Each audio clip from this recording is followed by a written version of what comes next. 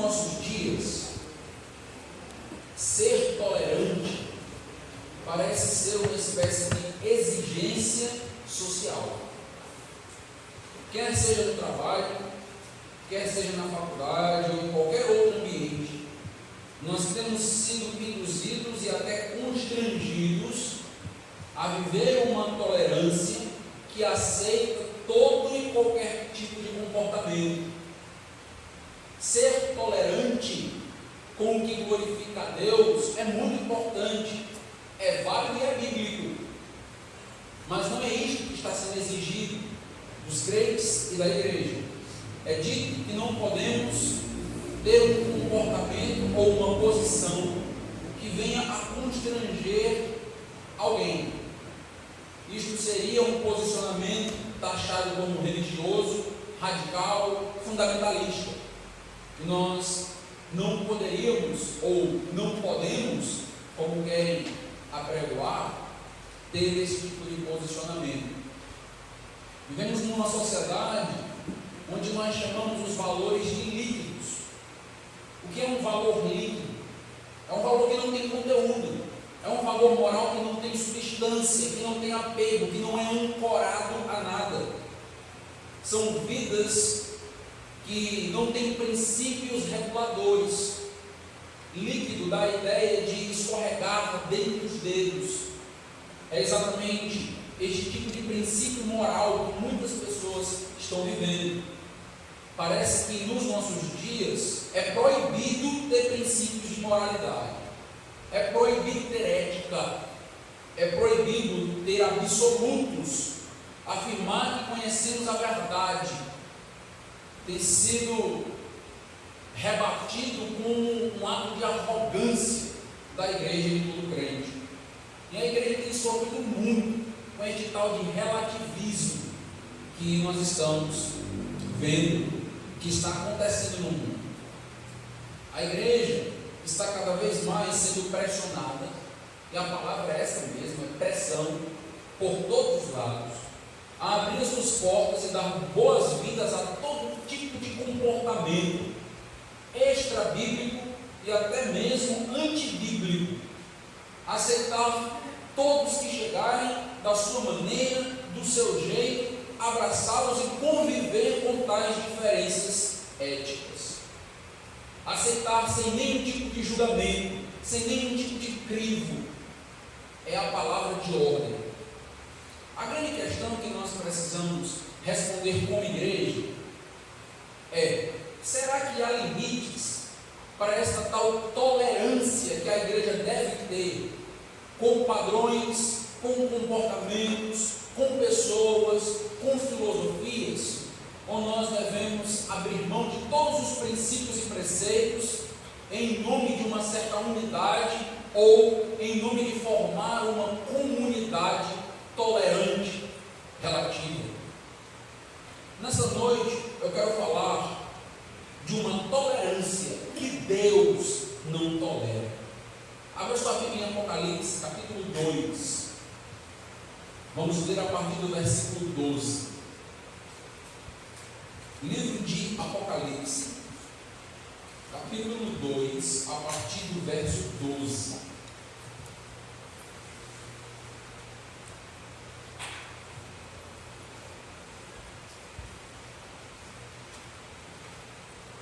Todos abriram? Ok? Apocalipse 2, a partir do verso 12. Diz assim a palavra do nosso Deus: ao anjo da igreja em Pérgamo escreve: estas coisas diz aquele que tem a espada afiada de 2 gumes. Conheço o lugar em que habitas, onde está o trono de Satanás, e que conservas o meu nome, e não negaste a minha fé, ainda nos dias de Antipas, minha testemunha, meu fiel, o qual foi morto entre vós, onde Satanás habita.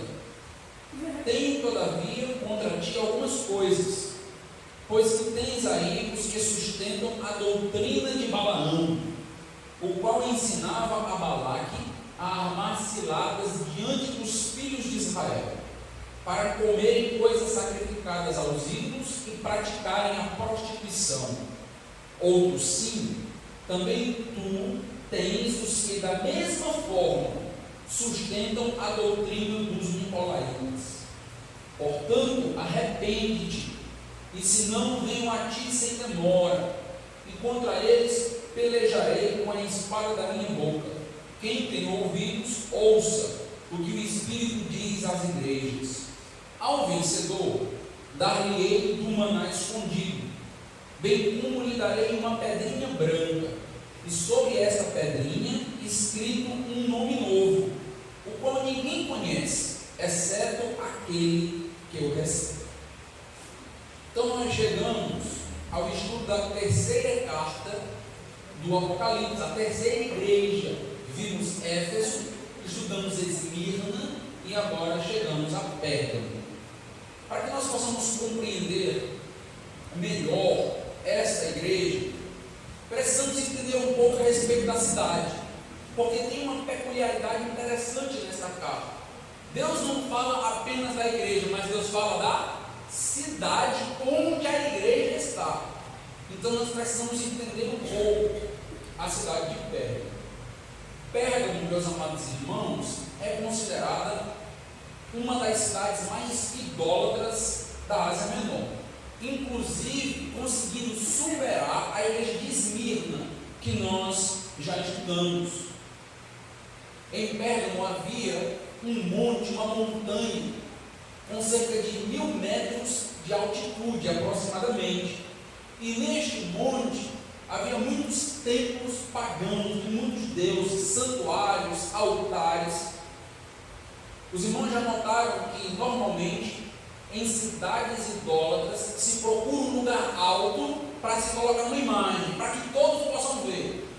Isso não é nenhuma novidade para Juazeiro do Norte. E da mesma maneira acontecia também em Pérgamo. Só que em Pérgamo não era apenas uma imagem, eram diversas. Porque quando nós falamos da Grécia e de Roma, nós falamos do que classificamos como um panteão greco-romano. O que é isto? É uma coleção de deuses. É isto que acontecia naquelas cidades. Pérgamo se destaca porque Pérgamo, além de adorar todos aqueles deuses da Ásia, Pérgamo tinha o seu próprio Deus, tinha o seu espécie de padroeiro da cidade. E o nome desse padroeiro era Asclepio, que também é conhecido como Esculápio. Olha o nome desse Deus, né? Dá vontade de rir quando a gente está estudando, né? Eu estava lendo uma revista há um tempo atrás que fala de algumas curiosidades históricas. E nesta revista eu encontrei um artigo sobre Asclepio. Eu achei muito interessante as informações que estavam sendo dadas ali. A revista afirmava que Asclepio tinha um culto próprio chamado ofiolatria. Ofiolatria significa literalmente culto à serpente. E por que Asclepio ligado à serpente, ligado a este culto às serpentes? Pérgamo era conhecido por ter um culto onde as pessoas se deitavam e várias serpentes eram soltas, cobras, e as cobras elas passeavam pelo corpo das pessoas, e isto era tido como curativo. Daí tinha-se ideia de que se a serpente passasse pelo meu corpo, eu seria curado automaticamente pelo toque da serpente. Você nota logo uma ligação entre misticismo, cura e medicina. Não é por acaso que Pérgamo é um centro de medicina. Eu não sei se os irmãos já ouviram falar em Galeno, um médico galeno muito conhecido, que em termos de status só perde para Hipócrates na época. E Galeno é justamente da cidade de Pérgamo. Nas esculturas que a arqueologia tem descoberto, tem-se notado que esse deus, Asclepio, ele sempre aparece com uma espécie de bastão E nesse bastão se enrola uma cobra. Os irmãos conseguem lembrar de algum símbolo da nossa época, onde existe um bastão e cobras envolvidas? O símbolo da medicina. De onde vem esse símbolo? Este símbolo é um símbolo da mitologia greco-romana. Vem justamente da ideia de que as cobras tinham este poder. Logicamente que esse símbolo ele perdeu muito do seu significado mitológico e ele foi modificado. Hoje é um símbolo com duas cobras, com duas asas, o bastão, tentando trazer a ideia de um equilíbrio. Esse símbolo da medicina está muito ligado com o que nós chamamos de a luta entre o bem e o mal. Já ouviram falar do yin e yang? São duas cobras entrelaçadas, são duas asas, é a ideia de um equilíbrio, a ideia de que a medicina traria este equilíbrio para o ser humano. Este ainda é o símbolo da medicina nos nossos dias. É uma curiosidade interessante, isso estava desde Pérgamo. Pérgamo é o grande centro medicinal da Ásia naquela época. Uma outra curiosidade sobre Pérgamo é que aproximadamente no segundo século, 167 a.C., com Ptolomeu, um dos generais que ganharam, que receberam uma parte de terra com a morte de Alexandre o Grande, este general, ele cortou a exportação para as cidades da Ásia do que nós chamamos de papiro. Os irmãos já devem ter ouvido falar um pouco sobre isso. É um tipo de material que era tirado de uma árvore chamada papyrus, uma folha, e essa folha era prensada e se escrevia neste material, um material muito fácil de se perder, muito perecível. Então nós não temos este tipo de material hoje, dentro da arqueologia, dentro da manuscritologia. O que aconteceu? Ptolomeu cortou o acesso à exportação e Pérgamo, após a biblioteca de Alexandria, era a maior biblioteca da época, com cerca de 200.000 papiros, ou melhor, pergaminhos. Então o que acontece? Numa cidade que visava a cultura, que tinha uma biblioteca tão grande, cortar a exportação de papiro trouxe um grande problema. E aí se começou a trabalhar com pergaminhos. E aí você tem este nome vindo justamente da cidade que se chama Pérgamo. E daí você tem os pergaminhos. Hoje o material que nós temos, os documentos que nós temos do primeiro, segundo, terceiro século, é todo material em pergaminho. E Pérgamo tem uma grande contribuição para que nós possamos ter esse tipo de material que dá embasamento para o texto bíblico que nós temos nos nossos dias. Então, o cidadão de Pérgamo, ele é um cidadão muito bairrista, muito orgulhoso, porque ele estava numa cidade que era referência em cultura, uma cidade referência em academia, com uma biblioteca gigantesca, e além disso, era uma cidade que tinha um centro medicinal, um centro da medicina na época. Alguns arqueólogos têm afirmado que essa cidade chegou a ser tão avançada que criou o primeiro centro de psiquiatria da época, onde recebiam os loucos e os lunáticos de toda a Ásia para poder serem tratados. Para você notar a relevância dessa cidade naquele local. Então nós estamos falando de uma carta que foi escrita para uma igreja que está justamente num local acadêmico, mas um local idólatra, um local promíscuo e um local que é descrito como a casa de César, certo? Errado. A casa de Satanás. É interessante essa descrição. O lar do diabo. O trono de Satanás estaria ali naquela cidade. Nós não sabemos se aqui tem um apontamento para Asclepio, provavelmente, porque nós, quando pesquisamos sobre o culto a Asclepio, Existiam pelo menos 200 templos adorando esse Deus, mas o templo principal era justamente em Pérgamo. E é interessante como está ligada a ideia da serpente com Asclépio, justamente a figura que é dada e trazida a Satanás desde Gênesis e também em Apocalipse. Nós estamos lidando com uma cidade idólatra e uma cidade que fazia questão de declarar seu amor a César, pioneira em algumas dimensões na área da medicina, na área da manuscritologia. Então, se você se deparasse com um cidadão de Pérgamo, você ia ficar admirado como ele defenderia a sua cidade, como ele gostava da sua cidade, como a sua cidade aos seus olhos tinha importância. Mas o que se destaca não é a descrição que é feita pelos moradores de Pérgamo, mas a descrição que Deus faz de Pérgamo. Deus faz na cidade de Pérgamo.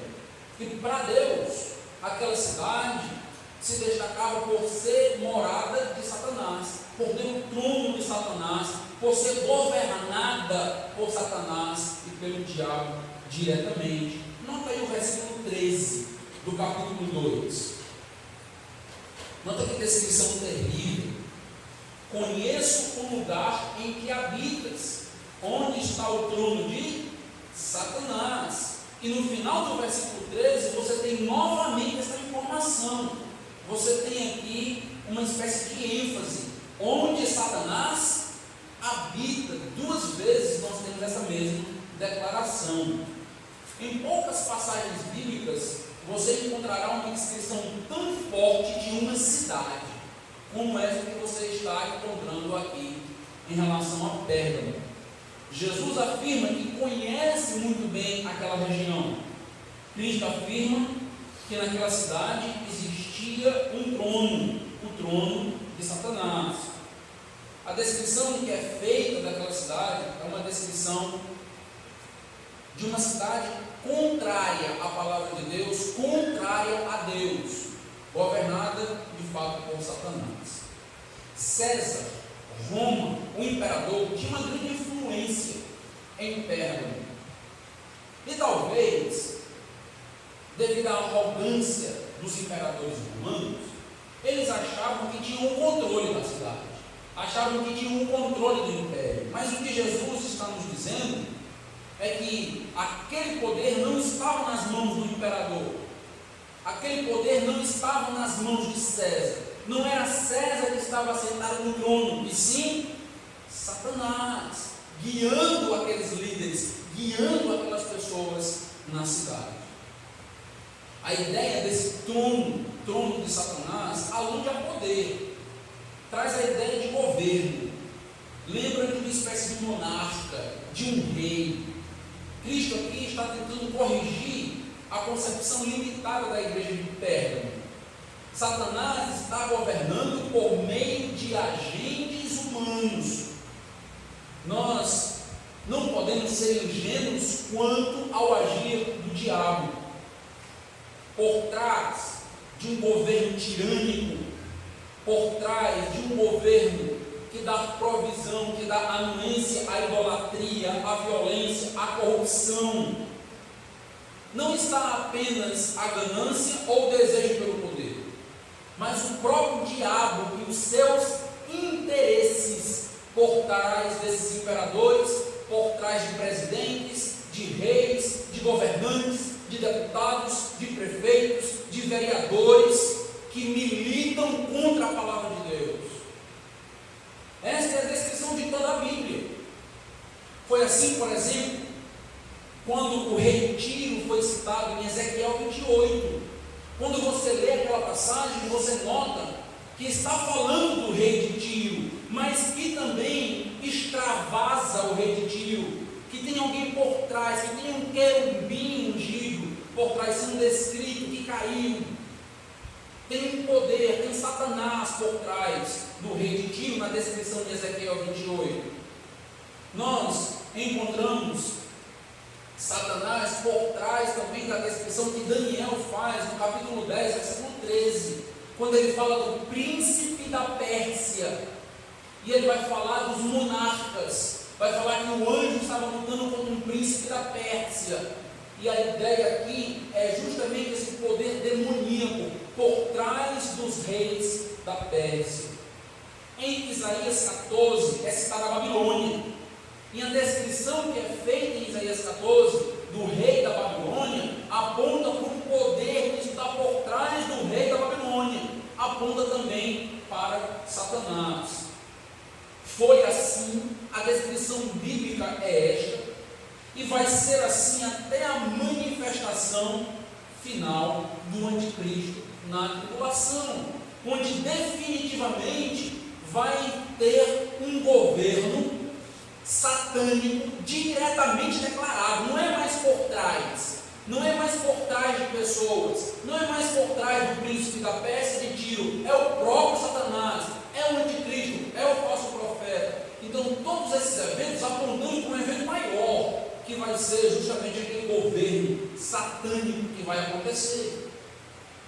E Cristo conhece e revela quem de fato são estes inimigos por trás de governantes que perseguem crentes, que fecham igreja, que queimam Bíblia. Nós não percebemos porque a nossa visão é limitada. Mas Jesus está dizendo para a igreja de Pérgamo: existe uma ação diabólica. Satanás está no trono desta cidade. Quando nós damos continuidade na carta, nós notamos que, apesar da igreja de Pérgamo estar numa cidade complicada, descrita como uma cidade onde Satanás habita, esta igreja tem conseguido dar um bom testemunho, ter boas atitudes. Nós encontraremos as duas sessões clássicas aqui em Pérgamo: a sessão de elogios e a sessão de exortações. Nós temos as duas. Vamos começar pela sessão de elogios feita àquela igreja. Nós temos pelo menos dois elogios que se destacam no versículo 13. É dito que aquela igreja, apesar de estar naquela cidade, conserva o meu nome e não negaste a minha fé. Notaram? Conservas o nome de Cristo e não negaram a fé. O primeiro elogio feito à igreja de Pérgamo, e que certamente serve para ensinar a igreja da atualidade, serve para ensinar a nossa igreja ainda hoje, é que a verdadeira igreja nunca abandona o nome de Cristo. A verdadeira igreja não negocia o nome do seu Senhor, custe o que custar. O nome de Deus é conservado. Aconteça o que acontecer. A palavra conservas que está escrita aqui é riquíssima em significado. Eu quero ler apenas um texto que talvez ajude a marcar ou demarcar melhor esta palavra. Evangelho de Marcos, capítulo 14, versículo 46. Tente notar onde está a palavra conserva aí. Evangelho de Marcos, capítulo 14, versículo 46.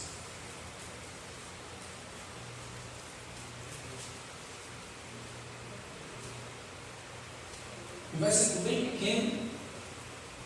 Eu não vou ler todo o contexto, porque o meu propósito é só visar esta palavra. O texto nos diz: então lhe deitaram nas mãos e o prenderam.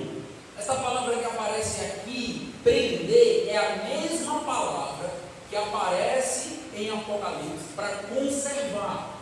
Ou seja, a igreja de Pérgamo tinha o nome de Cristo preso a ela, conservava o nome de Cristo, a ponto desse nome não poder ser arrancado dela, fazia parte da sua identidade.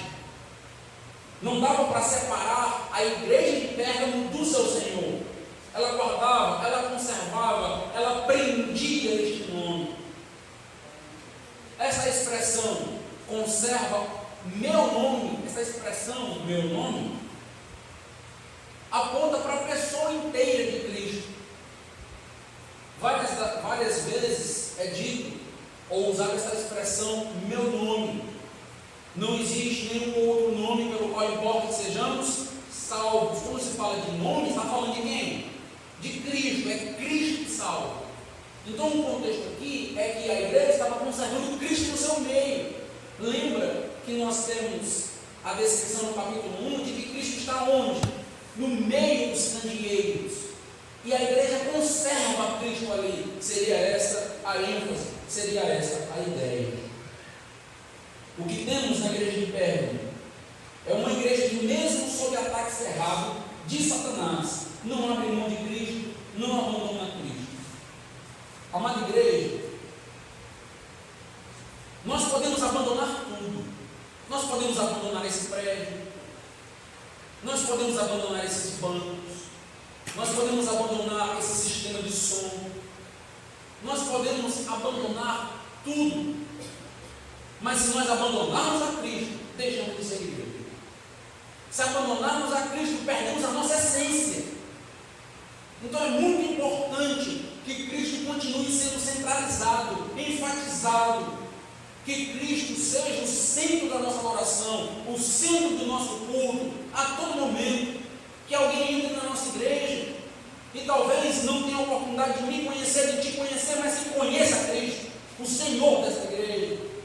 Porque se a igreja não apresenta Cristo, se a igreja não ensina Cristo, se a igreja não mostra Cristo, é difícil acreditar que isto é uma igreja.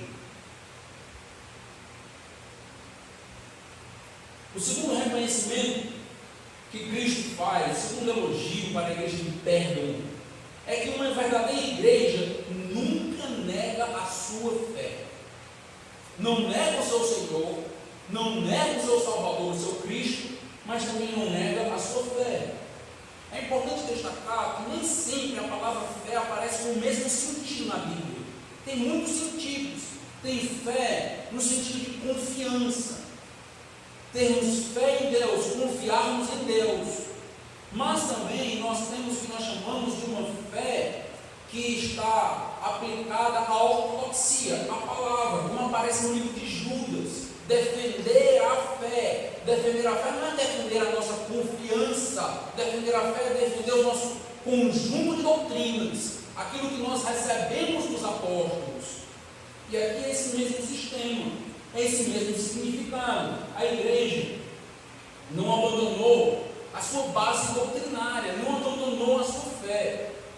E uma igreja não pode abandonar a sua base doutrinária tão facilmente, porque senão nós nos tornamos presas fáceis para os enganadores, para os falsos apóstolos, falsos profetas, falsos mestres, que chegam com uma excelente oratória, com um comportamento encantador, simpático, que conquista todo mundo e acaba defraudando aquilo que nós temos de mais precioso, de mais importante, que é a nossa base doutrinária.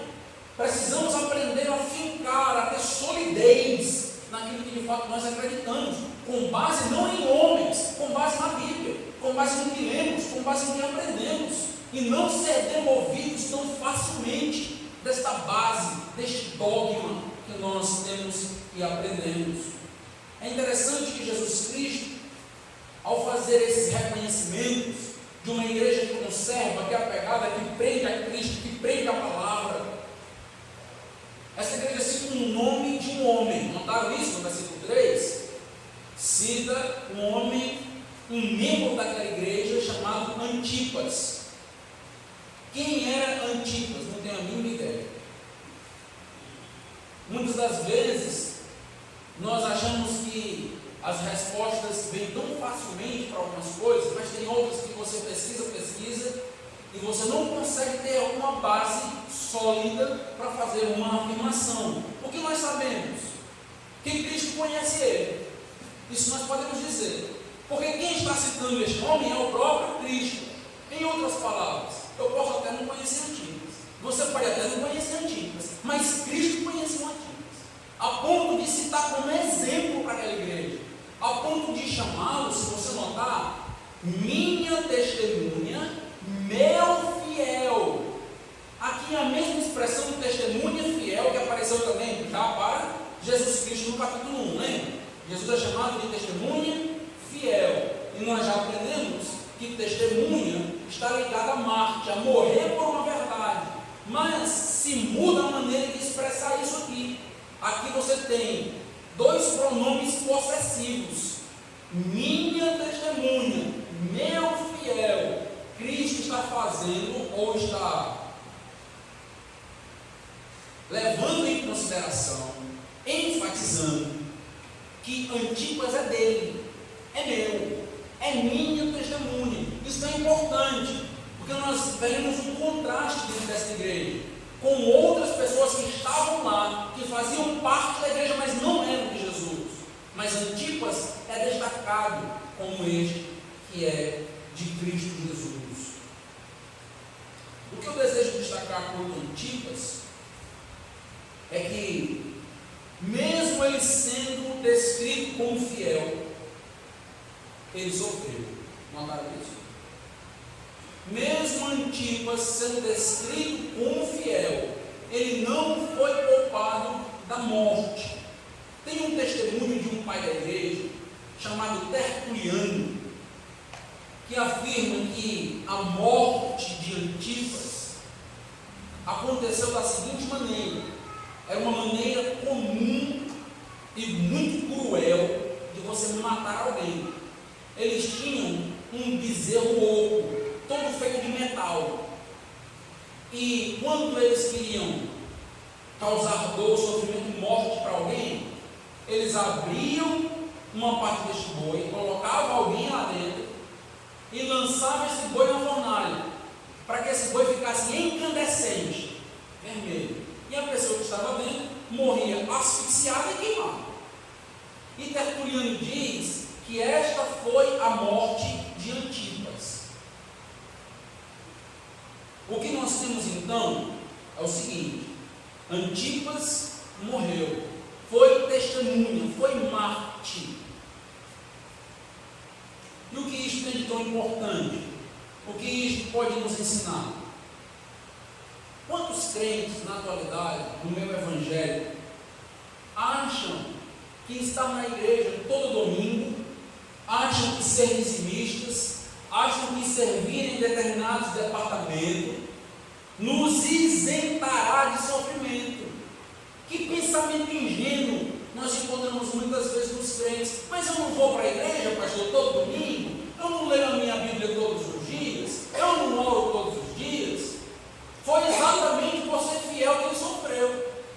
Se você notar as descrições dos servos verdadeiros de Deus na Bíblia, você vai notar que houve muito sofrimento. Lembra da descrição que é feita para Jó? Homem justo, íntegro e temente a Deus. Está falando que Jó era um crente nominal? Não, um homem temente a Deus. Antipas, um homem que tinha fé, um homem fiel, uma testemunha disposta a morrer por Cristo, e sofreu. Cuidado com o que você escuta nesses programas televisivos, nesses programas radiofônicos, que acabam muitas vezes nos ensinando que devemos ter uma expectativa nessa vida de não sofrer. Isso não é verdade. Isso não condiz com a realidade do povo de Deus na Bíblia. Basta abrir a Bíblia, basta ler a Bíblia, e você vai notar que praticamente todos os heróis da fé, todos os grandes personagens, todos os patriarcas, os apóstolos foram assassinados. Jesus foi assassinado, morte de cruz. Por que esperar outra coisa? Que fé ingênua é esta que está sendo pregada para o povo de Deus toda semana? Não podemos acreditar em tais arautos da mentira, porque isso não é verdade. Antipas sofreu e é declarado como fiel, levantado como exemplo.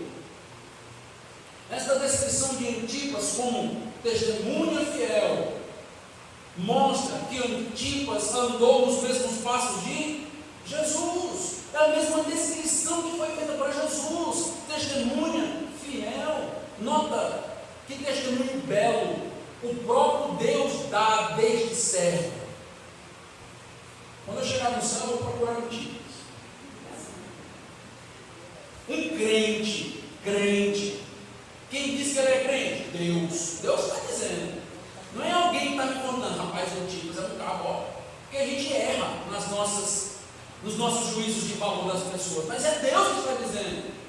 Crente, servo, modelo na igreja de Pérgamo.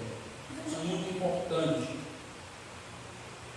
Cristo, ele não é descrito apenas como uma testemunha fiel, que nos é lembrado pelo testemunho de Antipas. Mas neste livro, na carta à igreja de Pérgamo, nós temos a descrição de Cristo no versículo 12, e essa descrição é importante.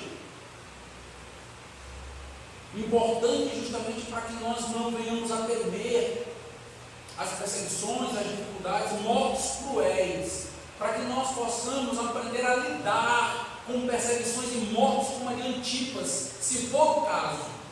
Nota o que é dito no versículo 12: estas coisas diz aquele que tem a espada afiada de 2 gumes. Jesus, está falando de Jesus.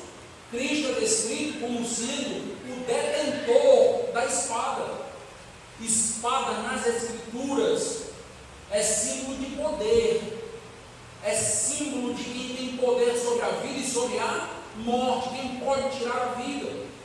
A espada tinha a capacidade de manter o Império Romano em ordem. Quando nós chegamos em Romanos capítulo 13, que se fala da autoridade, é dito que foi dada à autoridade o poder da espada. O que é isto? Pena de morte. No Romanos capítulo 13. O governo tem essa autoridade. Logicamente, o governo presta contas diante de um Deus. Diante deste Deus que tem a espada final em suas mãos. Todo ato deliberado de qualquer tipo de governo vai prestar contas a este Deus. E esta é a descrição. E é isto que nos tranquiliza. É isto que traz paz ao nosso coração. O sangue de Antipas um dia seria cobrado, assim como o sangue de Abel clamou da terra para Deus. Toda morte, todo sangue, um dia Deus cobra tudo isso. E essa ideia de Deus ser o possuidor da espada é que Deus um dia vai julgar. E quando Deus julgar, ninguém pode deter a espada de Deus. Ninguém pode deter a mão de Deus. Um dia Deus vai cobrar. Isso me tranquiliza muito, porque quando nós colocamos toda a nossa esperança no governo, num juiz, num tribunal, muitas vezes nós vemos falhas, um juízo errado, pessoas que recebem uma sentença sem ter cometido crime, e outros que cometeram crime são absolvidos. E nós muitas vezes ficamos revoltados e com um clamor de justiça enorme. Quando este clamor de justiça nosso vai ser saciado? Em Cristo Jesus. Quando Ele vier para cobrar, para punir, quando a espada estiver com Ele vier cobrar todo o ato do ser humano. E aí sim, após essa sessão de elogios e fortes elogios na carta, após o reconhecimento de Antipas, temos agora uma nova sessão, que é a sessão de exortações.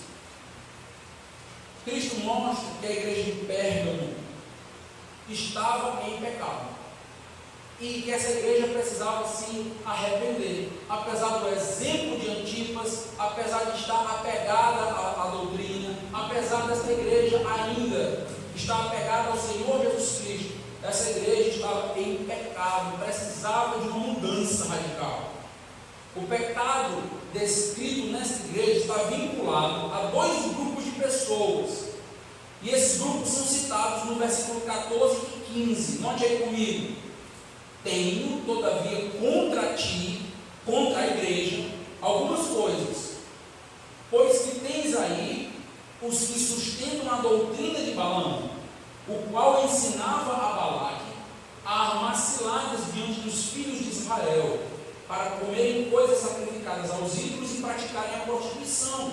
Outros sim, também tu tens os que da mesma forma sustentam a doutrina dos nicolaítas. Então esse texto nos informa acerca dos que ensinam a doutrina de Balaão e dos nicolaítas. Antes de explicar um pouco sobre Balaão e os nicolaítas, eu gostaria que você observasse um detalhe importante. É o que eu classifico como uma marca de conteúdo, uma marca de posse. Aqui nós já vimos uma marca. Qual é a marca? Uma marca de antípase. Meu fiel, minha testemunha. E aqui nesse texto, no versículo 14, é dito que a igreja tem, tens aí os que sustentam. E no versículo 15, falando dos nicolaítas, tu tens. Estas expressões mostram claramente que aquela igreja tinha adotado aquelas pessoas. O grupo dos nicolaítas e o grupo daqueles que seguiam a filosofia de Balaão estavam no meio da igreja, estavam na igreja. E este é um ponto importante e que nos deixa um grande alerta. Precisamos mais e mais sermos zelosos com quem faz parte da membresia da nossa igreja. Não podemos simplesmente cair na ideia de que a nossa tarefa é encher a igreja de toda e qualquer pessoa. Não é isto que é exigido, não é isto que é solicitado de todos nós, mas de crentes verdadeiros, sinceros, porque muitas das vezes pessoas têm entrado sorrateiramente no meio da igreja e causado grandes danos, grandes divisões à igreja. Aqueles que defendiam doutrinas equivocadas, heréticas, estavam no meio da igreja interna. Estava lá, possuía a igreja que estava com eles e eles com a igreja. Provavelmente, se tivesse essa linguagem, nós poderíamos afirmar membros, no rol de membros da igreja. Isso é importante, meus irmãos. Precisamos continuar tendo a responsabilidade de verificar muito bem quem entra na igreja para ser membro. Porque nós não estamos simplesmente em busca de fazer um marketing da igreja. Olha, nós vamos pintar a igreja com cores belas para atrair as pessoas. Não é este o propósito. A igreja é constituída de crentes e esta deve ser a nossa meta. Igreja, não afrouxe as rédeas para ter pessoas no nosso meio. Não diminua os critérios.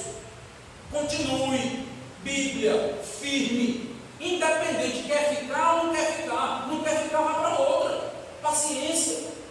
Agora somos nós que vamos ter que abrir mão da Bíblia para que pessoas cheguem e tenham todo tipo de comportamento e todo tipo de doutrina errada no nosso meio?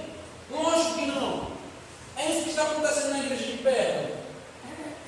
Se você lembrar um pouco desses tais nicolaítas que são citados aqui, eles já foram citados na igreja de Éfeso, lembra? Agora tem uma diferença entre a igreja de Éfeso e a igreja de Pérgamo. A igreja de Éfeso não tolerou eles. O texto diz que a igreja de Éfeso odiava aquilo que Deus também odiava, as obras dos nicolaítas. Então nota que esses nicolaítas parece que já estavam em todas as igrejas da época. Já apareceram em Éfeso e agora estão aparecendo em Pérgamo. Algumas igrejas são diligentes, rejeitam. Não, aqui não. Procura outro lugar para a sua vida. Aqui não tem espaço para você. Mas Pérgamo abriu as mãos, abriu os braços. Você é muito bem-vindo em nosso meio. Fique conosco, é uma bênção. E a igreja está passando por dificuldades, problemas, críticas do próprio Deus, por justamente adotar, amar aqueles que Deus é descrito como odeia, ou as suas obras não são toleradas. A igreja tolerando o que Deus não tolera. Igreja sendo contaminada por ensinamentos e práticas. Não podemos, meus irmãos, fazer vista grossa para as pessoas que estão defendendo abertamente heresias no meio da igreja, ou vivendo de maneira a ser contrária a tudo aquilo que a Bíblia nos ensina como vida cristã. Não podemos. Deus nos rejeitará se fizermos isso. Deus cobrará de nós como igreja. E quando eu me refiro a rejeitará, não estou falando que nós vamos perder salvação. Estou falando que nós seremos cobrados por Deus pelos nossos atos, muitas das vezes com intenções equivocadas. Quem eram esses nicolaítas, pastor? Não sei. Existem N possibilidades. Tem teólogos que escrevem 10 páginas sobre quem eram os nicolaítas. Você pega o comentário, vai ler o comentário e você anda, nunca não sai do lugar. A tese mais forte, que não significa que é que esses nicolaítas seriam advindos de Nicolau. Atos capítulo 6 se fala de um diácono chamado Nicolau, e que esse homem teria se desviado e ele teria então levado um grupo de discípulos agora contra as bases doutrinárias da igreja.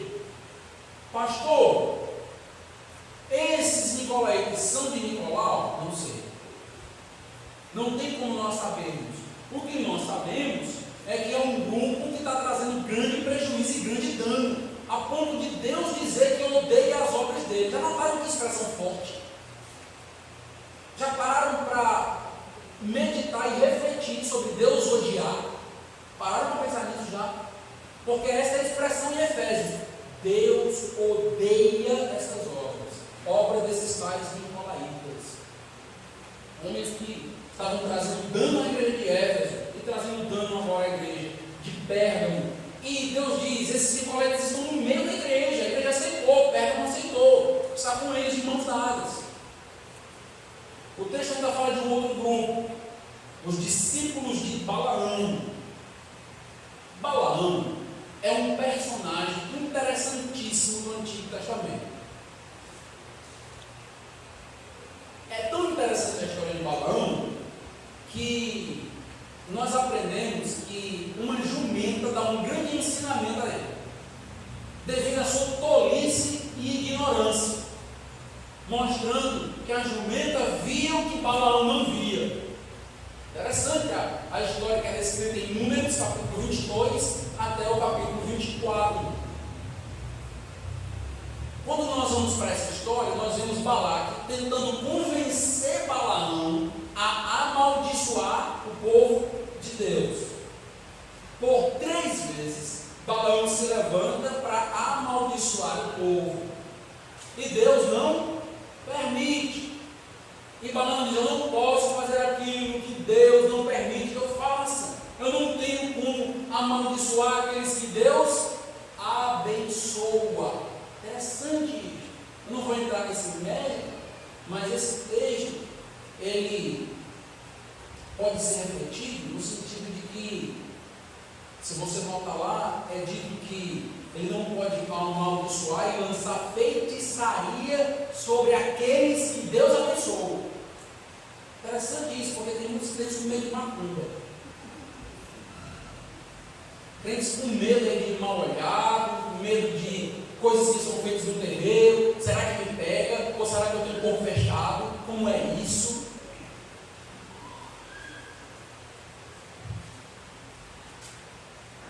Eu quero que você note a estratégia de Balaão. Olha como Balaão foi sorrateiro, olha como Balaão foi sutil na sua estratégia. Não foi permitido que Balaão amaldiçoasse. O que Balaão faz então? Balaão então sugere que Balaque faça amizade com o povo de Israel. E nessa amizade, conquiste o povo de Israel, que o povo de Israel participe das festas, que o povo de Israel participe da idolatria, que o povo de Israel acabe se contaminando com as mulheres da cidade. Abra aí Números, capítulo 31, veja os versículos 15 e 16. Olha que interessante. Se você ler Números 22 a 24, você não vê Balaão fazendo nada. Aí você se pergunta, cadê Balaão fazendo aqui alguma tramóia, né? Agora, quando você vai para o capítulo 31, você nota. Números 31, versículos 15 e 16. Nota aí.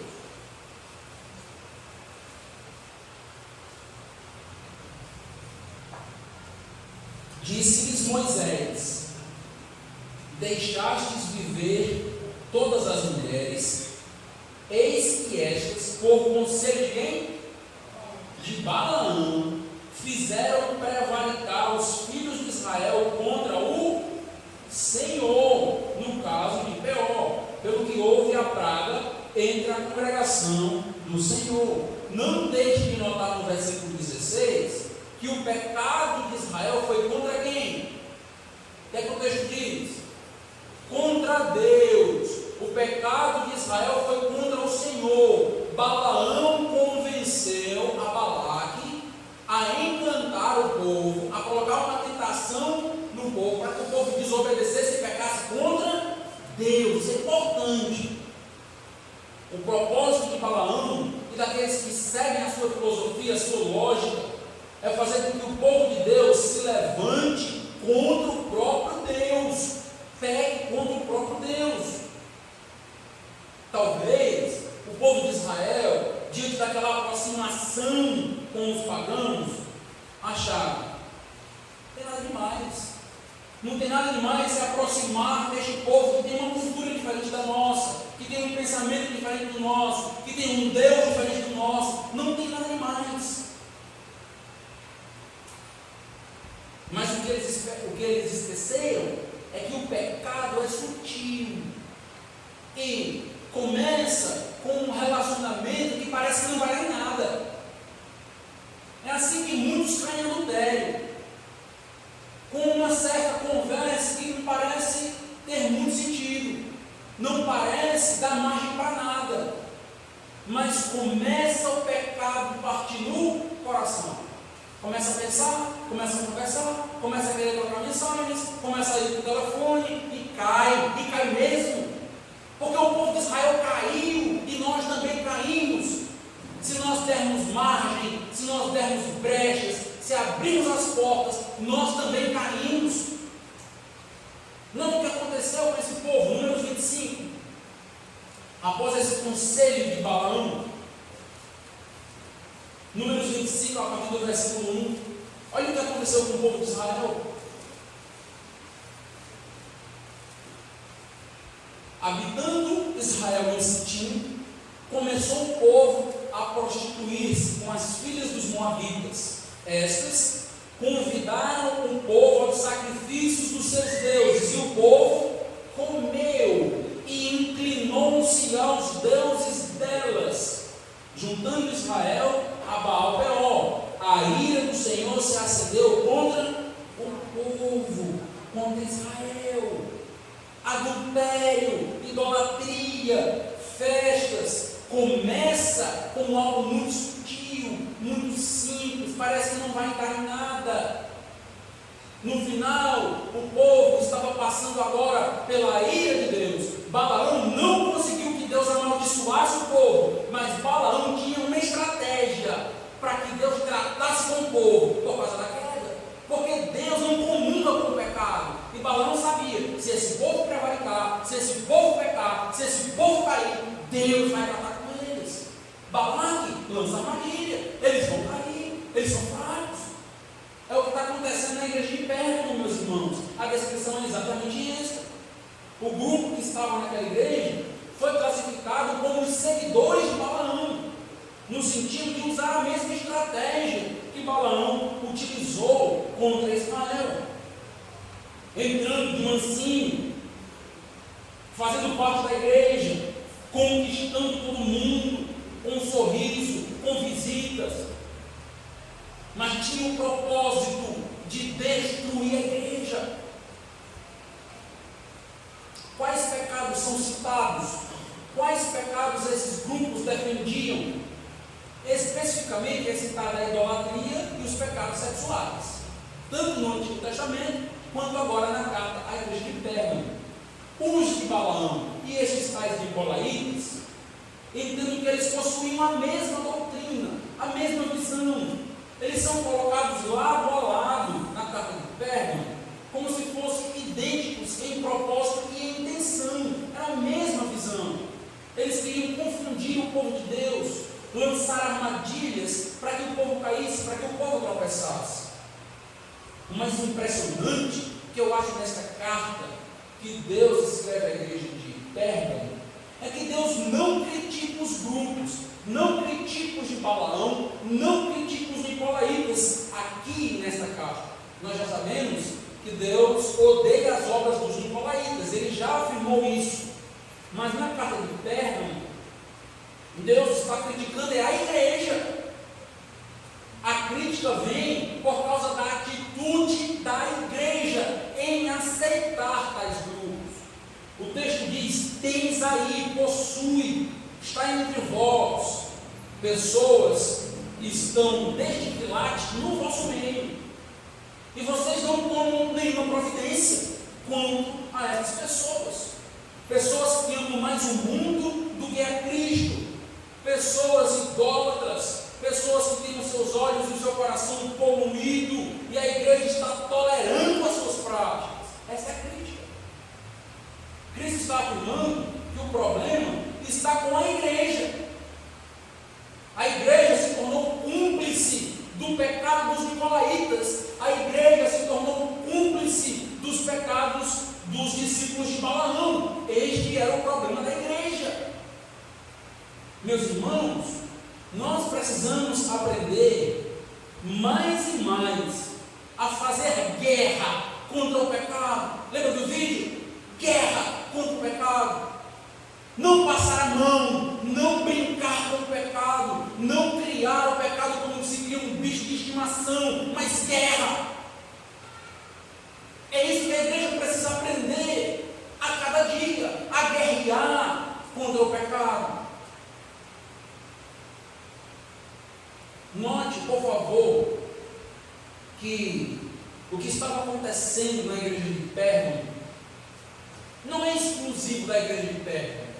Se repete nos nossos dias, porque toda artimanha de Satanás se repete, se reproduz, desde Gênesis, no engano de Eva, isso vem se repetindo. O questionamento da bondade de Deus, do amor de Deus, também se repete em nossos dias. E o que estava acontecendo em Pérgamo também se repete em muitas igrejas dos nossos dias. Os pecados de Pérgamo eram um envolvimento em festas pagãs, festas idólatras, rituais idólatras e sexualidade.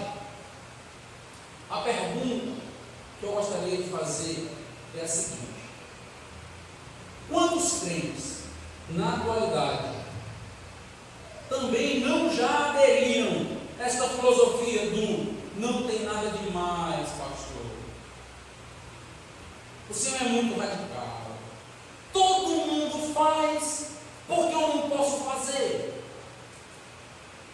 Quantas vezes já ouvi frases assim, diante do perigo, diante do pecado?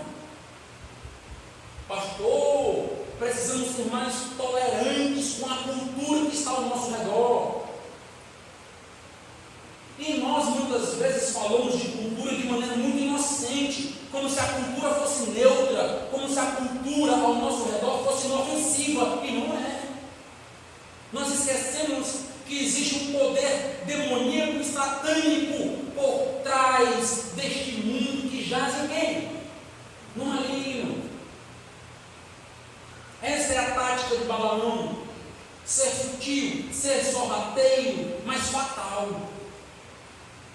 Meus irmãos, naquele tempo, só para que você possa entender melhor, fazer parte de uma festa pagã, participar de uma festa idólatra, era algo cultural.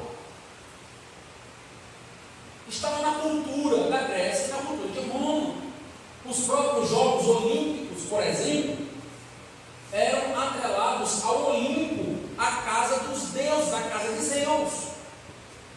Antes dos jogos aconteciam ritos aos deuses, e as pessoas que iam para os jogos participavam desses ritos e depois curtiam os jogos. Nós achamos do primeiro século, mas nós não estamos tão distantes, não. Alguém poderia facilmente dizer: é cultural, pastor, é cultural, não tem nada demais, é besteira. Qual o problema em assistir um jogo olímpico? Naquela época, os banhos públicos da época, e tinha muitos banheiros públicos em Roma, evocavam uma contemplação da nudez. As pessoas iam para contemplar. É por isso que nós temos a expressão ainda hoje do Deus grego. As mulheres dizem muitas vezes: rapaz, eles são Deus grego. Por quê? Por causa do seu porte, o porte físico, o porte atlético, a nudez é enfatizada. Basta olhar para as imagens da época, as estátuas da época, você vai notar isso. É cultural, pastor. Nudez é cultural, pastor. Andar pelado é cultural, pastor. Desde Roma. Não pense que é novidade da nossa época a sensualidade.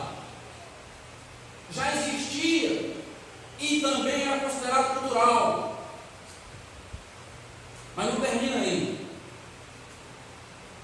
Quando se desejava estudar como mestre, normalmente você se tornava amante do mestre. Você se colocava para estudar aos pés de alguém. Mas, no tempo que você fosse discípulo daquela pessoa, você tinha relação sexual com aquela pessoa. Eu estou falando de homem com homem, mulher com mulher. Eu estou falando disso na época. Os homens da Grécia e de Roma, eles tinham uma mulher para procriação. Mas para o prazer eram homens de mãos dadas na cidade andando, um e o outro. É cultural, pastor. Homossexualismo é cultural, pastor. Homossexualidade é cultural, pastor. Temos que ter cuidado, meus irmãos. O problema é que normalmente o que a sociedade classifica como cultura, Deus classifica como pecado. Esse é o problema. Um problema é que muito dessa cultura que nós vemos sendo proliferada nos nossos dias, Deus dá nome aos bois, e Deus diz: isso é pecado, isso não é cultura, ou é cultura de Satanás. Satanás governando este tempo, governando este mundo, e nós abrindo as portas para algo chamado cultura, quando na realidade nós temos grandes problemas com tudo isso. Logicamente que eu não estou dizendo que toda cultura é diabólica. Não é isso que eu estou querendo afirmar. Mas eu estou afirmando que nenhuma cultura é neutra. Isso eu estou afirmando. Ou é de Deus ou é do diabo. Ou nós temos uma contracultura e participamos da cultura mostrando algo mais belo, esteticamente mais bonito, porque aponta para Deus, porque se relaciona e harmoniza com Deus. Ou nós temos problemas com a cultura. Cuidado em chamar de cultura o que Deus chama de pecado. Cuidado. É assim que a igreja acaba prostrada diante do pecado, porque muda o nome daquilo que a Bíblia classifica como pecado. Parece que a nossa época é muito diferente do primeiro século, mas não é não. Eu tenho me surpreendido como a igreja da nossa época tem sido amordaçada por essa tal cultura que parece que não tem dono, não tem autor. A cultura atual, que parece tão abstrata, tem invadido a igreja cada vez mais e tem feito com que nós não façamos mais diferença entre um crente e um descrente. Não se enxerga mais diferença entre crentes e descrentes. Crentes se vestem iguais descrentes, escutam as mesmas coisas dos descrentes, estão no mesmo ambiente dos descrentes. Qual é a diferença?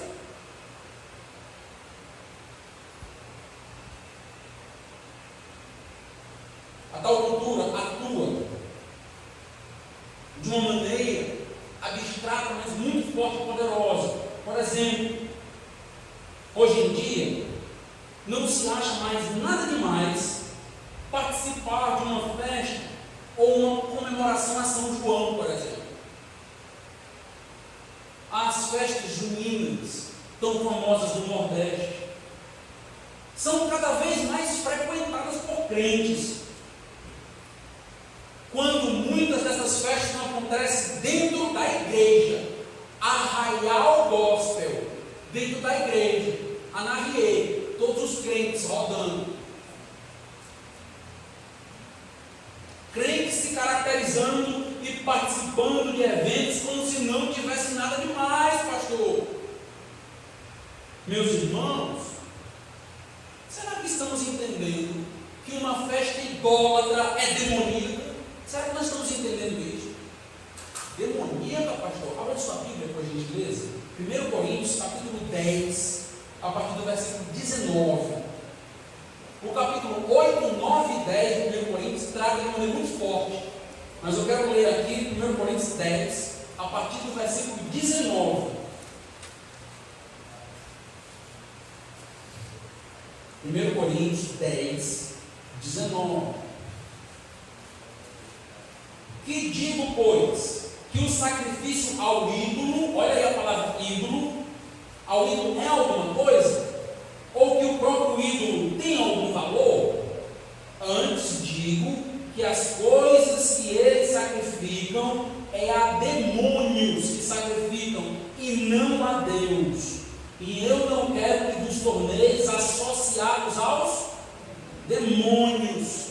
Não podeis beber o cálice do Senhor e o cálice dos demônios. Não podeis ser participantes da mesa do Senhor e da mesa dos demônios.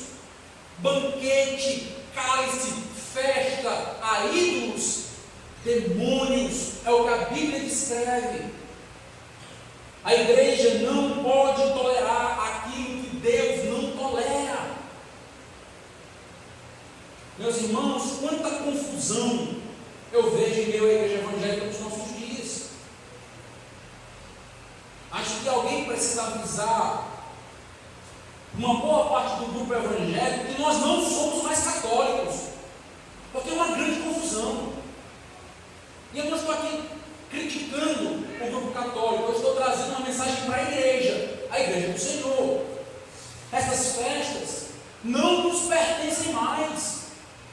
Festa de Santo Antônio, festa do Pau da Bandeira, festa de São José, e por aí vai. O que é isto? Normalmente as pessoas alegam que não é adoração, mas é adoração. Imagem passando numa procissão, canta-se, reza-se, faz intercessão, acende-se vela. O que é isto? É idolatria. Idolatria é aos demônios. É o que a Bíblia está dizendo. Não sou eu, é a Bíblia. Não podemos e nem devemos compactuar com esses momentos, porque somos crentes. A igreja não pode tolerar o que Deus não tolera. Como se fosse pouco, todas essas festas que nós já temos no Brasil, idólatras, pagãs, demoníacas, ainda importamos celebrações de fora.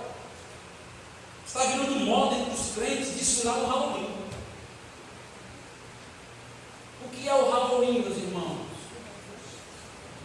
É festa que comemora o dia das bruxas. E crentes vestidos ou se fantasiando de bruxas, vampiros, fantasmas e postando na internet com todo orgulho. Eu não consigo entender o que está acontecendo com a igreja. Ou na realidade eu consigo, é pecado. É pecado e falta de visão da igreja. Mas, pastor, alguns crentes dos Estados Unidos comemoram o Halloween. Eles estão errados, estão equivocados. Porque o meu padrão não é o comportamento de um americano. O meu padrão é a Bíblia. Não importa o que um americano venha fazer ou faça. Porque a Bíblia condena esse tipo de festa. Como é que eu posso estar num momento onde os mortos são celebrados, são enfatizados? A igreja não pode tolerar o que Deus não tolera. Por incrível que pareça, muitos ainda participam dessas festas, porque tem medo de decepcionar a família. Pastor, o clima vai ficar pesado lá em casa se eu não participar. A minha resposta a esse tipo de alegação é: e o que você vai dizer para Deus? Porque o clima, se você participar, vai ficar pesado com Deus. Não são com as pessoas, dos seus familiares que você presta conta, não. É com Deus que nós prestamos conta. A dúvida é entre a sua família e Deus. A Bíblia faz tempo que decidiu isso. Você não precisa nem ter dúvida. Como assim, pastor? Abra aí, Mateus capítulo 10, versículo 37. Abra. Mateus capítulo 10, versículo 37. Já estou caminhando para o encerramento. Mateus capítulo 10, versículo 37. Quem ama seu pai ou sua mãe mais do que a mim, não é digno de mim. Quem ama seu filho ou sua filha mais do que a mim, não é digno de mim. Importa agradar a Deus ou aos homens? Qual é a dúvida? Por que tememos decepcionar familiares, parentes, amigos, e não tememos decepcionar a Deus? Tem algo errado.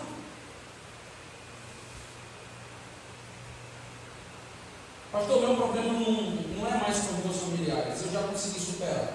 Mas meu problema agora é com o meu emprego. E eu acabo tolerando muito dessas festas, muitos desses ambientes por causa do meu trabalho.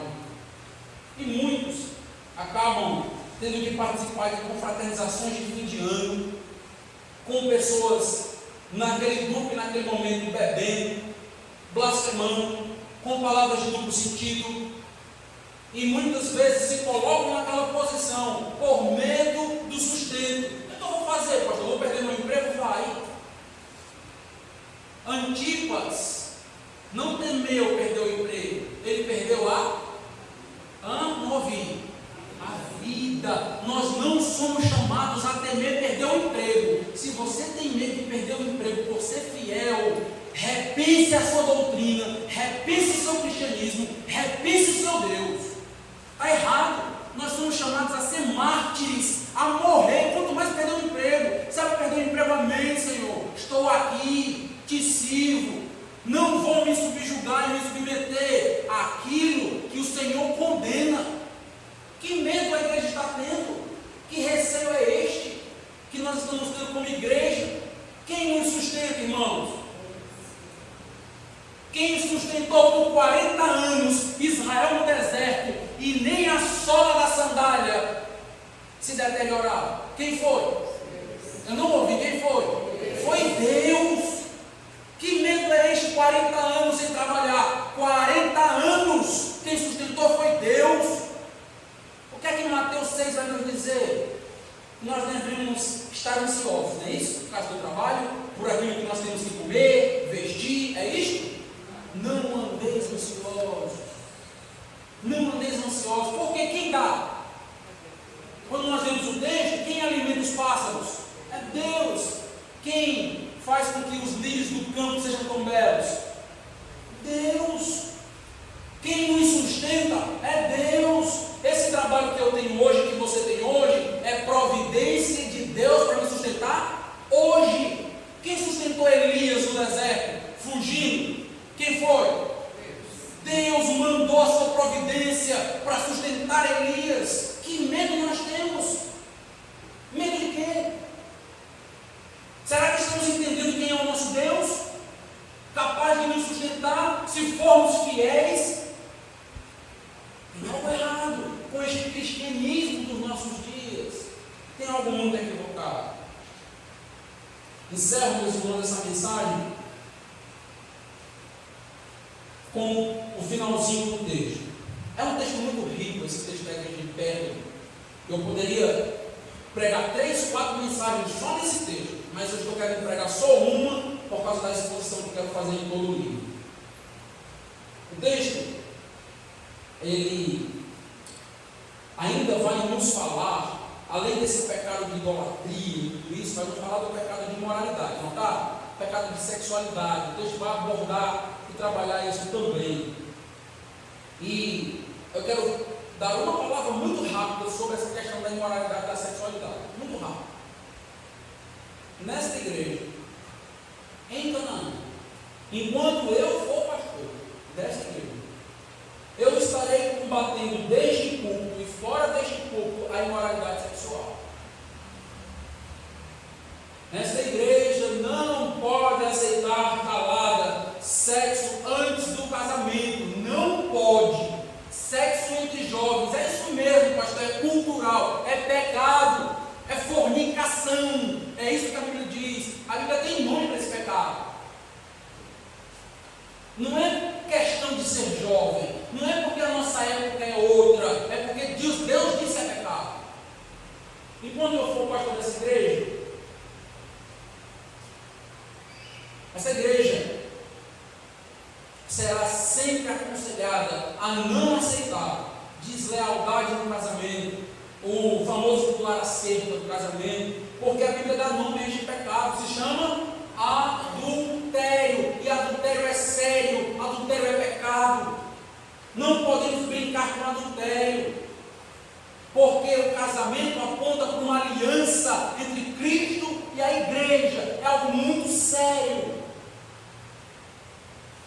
Enquanto eu for pastor dessa igreja, essa igreja não estará tolerando pornografia, comportamento imoral, palavras tortuosas, chulas, porque este não é um comportamento do crente.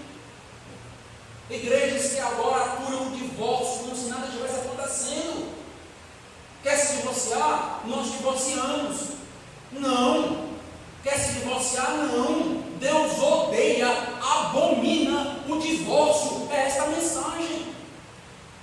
O que está acontecendo? Estamos perdendo as bases? Como igreja, de maneira geral, é isso? Não podemos, meus irmãos, não podemos tolerar o que Deus não tolera. Não podemos. No versículo 16, nós somos conclamados como igreja a se arrepender. A igreja de Pérgamo é chamada: se arrependam. Se arrependam deste procedimento. Se arrependam de temer o governo. Se arrependam da imoralidade. Se arrependam de aceitar essas propostas daqueles que são servos de Balaão e dos nicolaítas. Se arrependam, ainda dá tempo. Eu fico sempre maravilhado com os convites de arrependimento de Deus, porque Deus poderia simplesmente virar a cara e dizer: eu não quero mais nem ver a sombra de vocês, vocês me abandonaram, eu não quero mais ter nenhum relacionamento com vocês, fuja da minha presença. Mas não é isso que Deus faz. Deus é gracioso e diz: se arrependa, se arrependa, igreja, se arrependa deste medo, deste comportamento, deste mundanismo que está entrando na sua casa, que está entrando no seu coração, que está entrando na igreja. Nos arrependamos. Como igreja não podemos aceitar isto, precisamos ser firmes com tudo isto. A igreja de Pérgamo é chamada a se arrepender.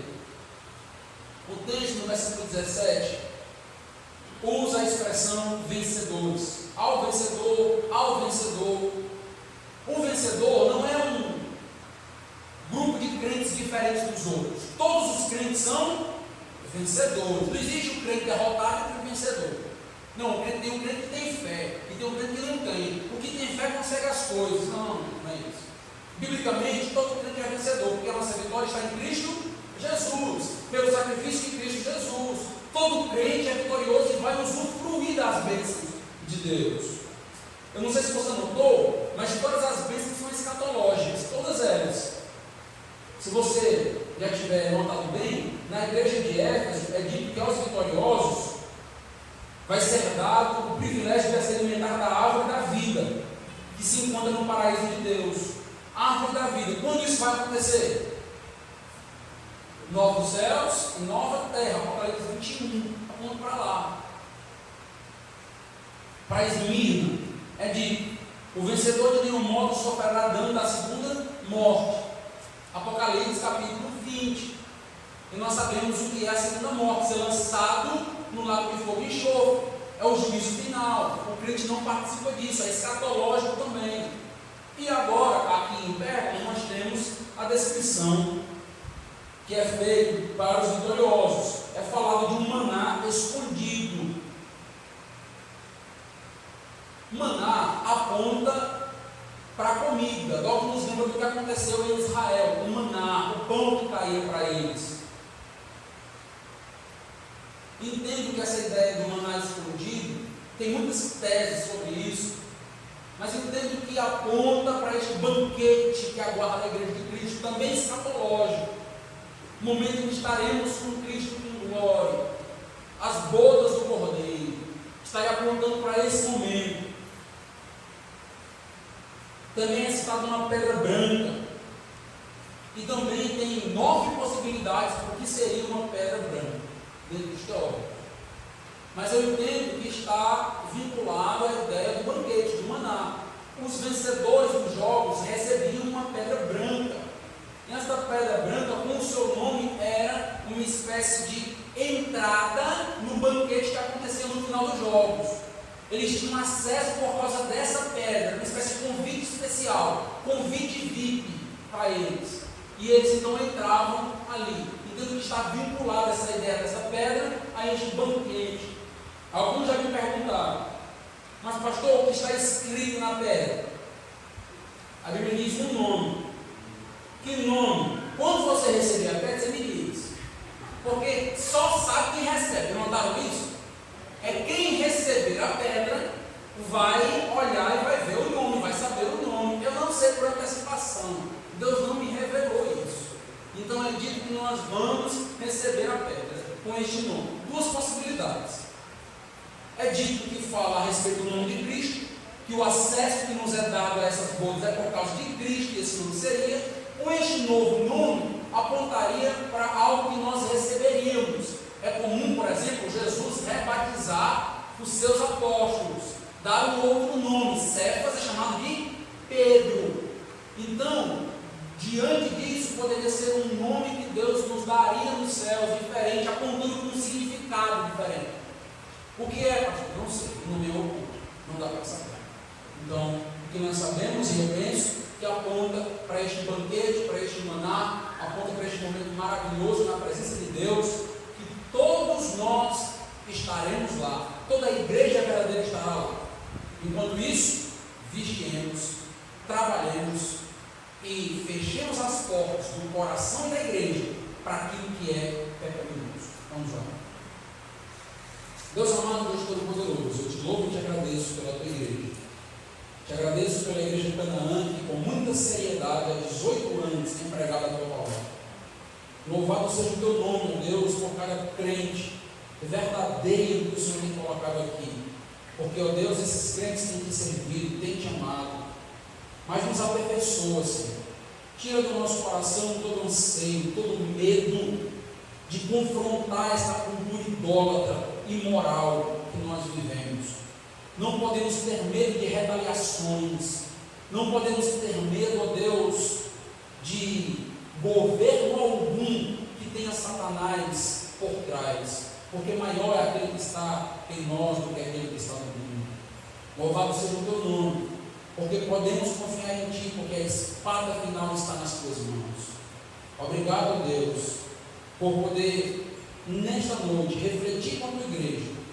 E que todas essas verdades sejam, ó Deus, refletidas, pensadas, que possamos passar a semana meditando, orando, e, ó Deus, mudando aquilo que precisamos mudar, de maneira que vivamos aquilo que aprendemos.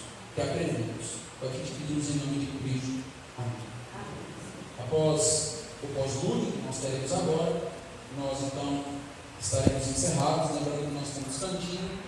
Eu estarei aí na porta para te dar uma boa semana, e já que você possa chamar a presença de Deus.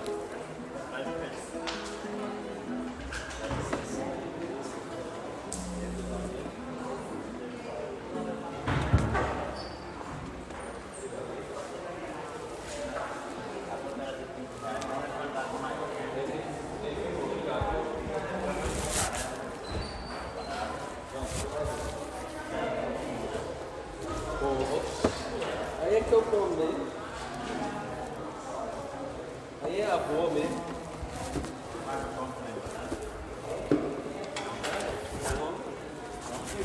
Não dá pra ter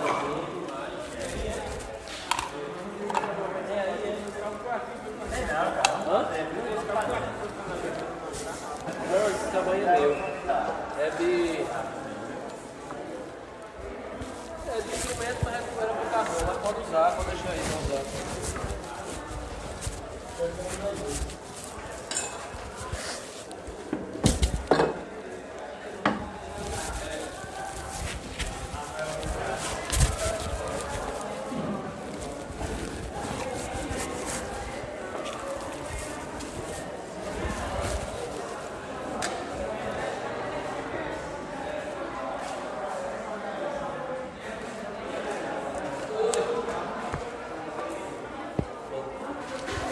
Tem a salazinha organizada.